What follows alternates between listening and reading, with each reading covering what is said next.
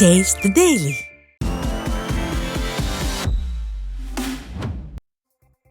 கடலூர் மாவட்டம் புலியூர் அருகே அரசு பேருந்து சாலையோரம் கவிழ்ந்து விபத்தில் 7 பேர் படுகாயம் அடைந்தனர். பன்ரோட்டியில் குள்ளாஞ்சாவடி சென்ற அரசு பேருந்து புலியூர் அருகே சென்று கொண்டிருந்தது. அப்போது எதிரே வந்த பள்ளி வாகனத்திற்கு வழி விடுவதற்காக அரசு பேருந்து சாலையோரம் சென்றபொழுது வயலில் கவிழ்ந்து விபத்துக்குள்ளானது. இந்த விபத்தில் பேருந்து ஓட்டுநர் மற்றும் நடத்துனர் உட்பட 7 பேர் படுகாயமடைந்த நிலையில் சிகிச்சைக்காக மருத்துவமனையில் அனுமதிக்கப்பட்டனர். நிர்வாக திறனற்ற ஸ்டாலின் ஆட்சியில் தொடர்ந்து அரசின் தகர டப்பா பேருந்துகள் விபத்துக்குள்ளாவதால் பயணிகள் அச்சத்துடன் பயணம் செய்யும் அவல நிலை ஏற்பட்டுள்ளது. மதுரை மாவட்டம் அழகர் கோயில் கோட்டை வாசல் அருகே தென்திசை பகுதி ஓட்டு வீட்டில் திடீர் தீ விபத்து ஏற்பட்டது.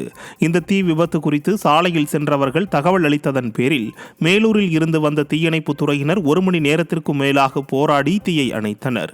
இந்த வீட்டில் அழகர்மலை கோயில் மேலே உள்ள ராக்காயி அம்மன் கோயிலின் பூசாரி ஜெய கணேஷும் அவரது மனைவி புவனேஸ்வரியும் வசித்து வந்துள்ளனர். நல்ல வேளையாக தீ விபத்து ஏற்பட்ட நேரத்தில் வீட்டில் எவரும் இல்லாமல் இருந்ததால் உயிர் சேதம் எதுவும் இல்லாமல் போனது. இந்த தீ விபத்து மின்கசிவு காரணமாக ஏற்பட்டதா அல்லது வேறெதுவும் காரணமா என்பது குறித்து காவல்துறையினர் தீவிர விசாரணை மேற்கொண்டு வருகின்றனர்.